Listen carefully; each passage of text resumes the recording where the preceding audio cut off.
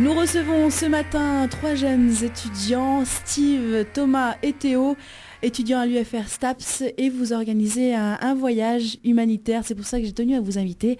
C'est un beau projet, un voyage humanitaire au Maroc. Vous partez dans 3 semaines, je crois, et vous allez apporter de l'aide pour la scolarisation des enfants de la région de Tiznit. Bonjour les garçons. Bonjour. Alors à 3 semaines du départ, vous lancez un appel aux dons afin d'apporter un maximum de matériel sur place. Alors ma première question, c'est comment avez-vous eu l'idée de monter ce projet ? Thomas, pardon. Alors c'était dans le cadre de nos études, donc on avait à réaliser un projet collectif, voilà, et donc on a décidé de s'investir dans un projet humanitaire de voyage au Maroc. Et pourquoi avoir choisi le Maroc et cette région particulière du Tiznit ? Alors pourquoi le Maroc ? Parce que d'une, c'est un pays qui a besoin de ce genre de projet, et aussi qui est accessible assez rapidement par la route, parce que c'est en fait pas très loin.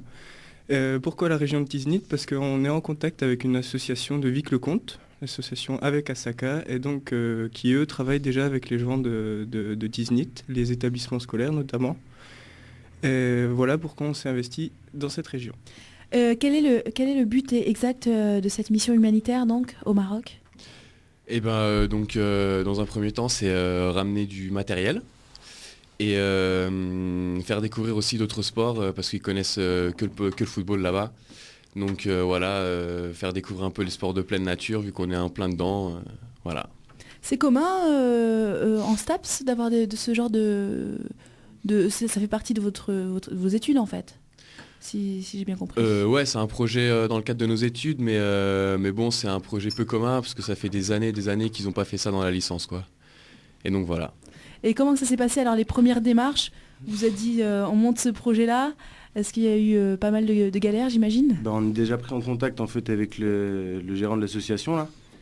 Et c'est lui surtout qui nous a aidé à mettre en forme le projet pour la logistique, le transport et tout. Donc, et quelles vont être les différentes étapes sur place une fois que vous serez au Maroc ? Qu'est-ce que vous allez faire ? Alors on arrive là-bas sur place le 23 avril, donc ça se rapproche vraiment. Et ensuite, une fois qu'on est là-bas, donc on sera dans un établissement scolaire, donc à Tiznit, dans un collège.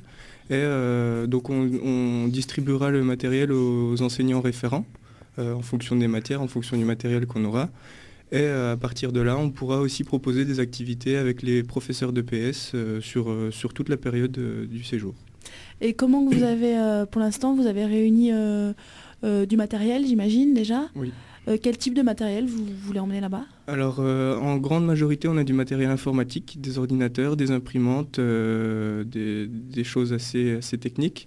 Et on a aussi beaucoup de petits matériels, des stylos, des crayons, des ballons, des javelots aussi, un peu moins communs. Et voilà, on a à peu près 200 kilos de matériel en tout. Ah ouais. Et vous êtes vraiment parti dans un objectif de faire découvrir d'autres sports ou est-ce qu'il y a d'autres missions que vous êtes données ? Alors, la mission principale, c'est la lutte contre l'abandon scolaire. Parce donc les gens de l'association de Vic-le-Comte se sont rendus compte que les jeunes, par manque de moyens, quittaient les établissements scolaires trop tôt pour aller travailler. Et donc, en améliorant un peu les conditions de scolarisation, on espère lutter un peu contre ça. Et moi, je pense aux auditeurs qui ont peut-être envie, comme ça, de s'investir dans l'humanitaire. Comment avez-vous fait pour réunir du matériel ? Est-ce que vous avez demandé, vous avez fait appel à des dons, à des partenariats ? Comment ça s'est passé ? Ça s'est passé plutôt pas mal, quoi. On avait 2-3 contacts à droite à gauche. Donc déjà, eux nous ont aidé à avoir pas mal de matériel. Et après, il y a aussi 2-3 personnes qui ont été très solidaires, qui ont aimé s'investir dans ce projet et qui nous ont aussi passé du matériel, quoi. Ok, et aujourd'hui, donc vous faites encore, c'est pour ça que vous êtes là, vous appelez à 3 semaines du départ, vous appelez au don, encore une fois. Il vous manque du matériel ou c'est vraiment pour aller au maximum, on va ramener tout ce qu'on peut ? Ouais, faut ramener tout ce qu'on peut. Plus on en a, mieux c'est, quoi. Ok, ouais. Mais vous avez assez aujourd'hui pour partir quand même ? Ouais, on a assez, ouais. Après là, c'est un peu l'argent qui nous manque quand même. Ah. Ouais. Personnellement, vous voulez dire ? Pour pouvoir ou pour vraiment pour la mission. Enfin, vous avez vos billets, tout ça ? Non. Justement, donc... c'est ça que je veux savoir. En fait. Vous avez besoin de quoi? Alors, on a besoin effectivement d'argent parce que on a déjà récolté une belle somme quand même. Mais c'est vrai que le voyage coûte assez cher, notamment en voiture, parce que l'essence coûte cher, les péages coûtent cher, etc. Et donc, on a bouclé le budget, mais vraiment en ric-rac. Alors, on a toujours besoin d'un peu plus pour être large, quoi. C'est bon. Et combien ça coûte le budget pour un événement de ce type, c'est combien à peu près? Alors là, on a bouclé le budget à 1 100 €. Ouais. 1 100 €. Pour 4. Pour 4, oui, ouais. c'est vrai. Donc, comptant 3 billets d'avion et l'aller-retour avec une camionnette. Et justement, quelles vont être vos conditions de voyage? Vous allez essayer de dormir chez l'habitant? Comment ça se passe? Alors, on est invité dans l'établissement scolaire, dans le collège. Donc, pour l'hébergement, il n'y a pas de problème. Après, on va essayer aussi de découvrir un petit peu le pays. On va emmener des tentes, donc on verra ce qui est possible de faire par là-bas. Et donc, le voyage se passera, on descendra à 2 en camionnette, parce qu'il n'y a que 2 places. et 2 autres en avion et l'inverse au retour. Et à quoi vont donc servir, pour que les gens qui ont envie de faire un don, à quoi vont servir ces dons exactement? Eh bien, ce sera dans le collège, ce sera destiné aux élèves, aux enseignants, pour les aider un peu dans leur quotidien. Est-ce qu'on va pouvoir vous suivre, par exemple, sur Internet, ou est-ce qu'il y a un blog, quelque chose où on va pouvoir suivre vos aventures là-bas? Ouais, on a une page Facebook, vous êtes cordialement invités à venir voir, quoi.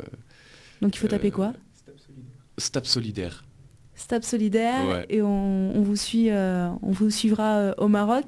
Où est-ce qu'on peut vous contacter? Est-ce qu'il y a un numéro, ou à part Facebook, je ne sais pas, un mail où on peut vous contacter si certains écoutent et ont envie de vous aider, de vous donner un coup de pouce à 3 semaines du départ? Alors, effectivement, on a une adresse email qui est stapsolidaire@gmail.com. Donc, Stap Solidaire tout attaché. Et voilà, donc je ne sais pas si on pourra mettre des informations en direct sur Facebook. Tout dépend de l'accès qu'on aura à Internet. Mais de toute façon, on mettra en ligne une vidéo avec un petit montage vidéo, photo, pour rendre compte de ce qu'on a fait là-bas. Est-ce que vous avez l'intention de poursuivre après votre voyage? C'est un objectif, c'est de poursuivre un petit peu les liens que vous allez créer avec ces enfants, avec ces professeurs? Ça va être tout dépend après nos chemins différents, parce qu'on va forcément se séparer, quoi, l'année prochaine. Mais pourquoi pas, ce serait un bon investissement. Je vous les en lancer une idée, vous me remercierez plus tard. et puis pourquoi pas aussi laisser une trace en Staps, et puis que l'aventure continue. Ça c'est bien ça. Parce que vous êtes en quelle année? En 3e. Ouais. En 3e année. Donc l'année prochaine, vous irez vers de nouvelles aventures, et pourquoi pas laisser ce projet à d'autres. Ça peut être... c'est une idée que je vous lance comme ça ce matin. Merci les garçons d'avoir été avec nous. Donc on le rappelle, ils recherchent toujours des dons, partenariats, j'imagine, associations, entreprises. Tout en fait, voilà, si vous avez un petit peu de sous de côté, que vous avez envie de faire une bonne action, ils partent dans 3 semaines au Maroc, dans la région de Tiznit, pour aider un petit peu les enfants à la scolarisation, puis à la découverte de différents sports. Merci d'avoir été avec nous ce matin. Merci à vous.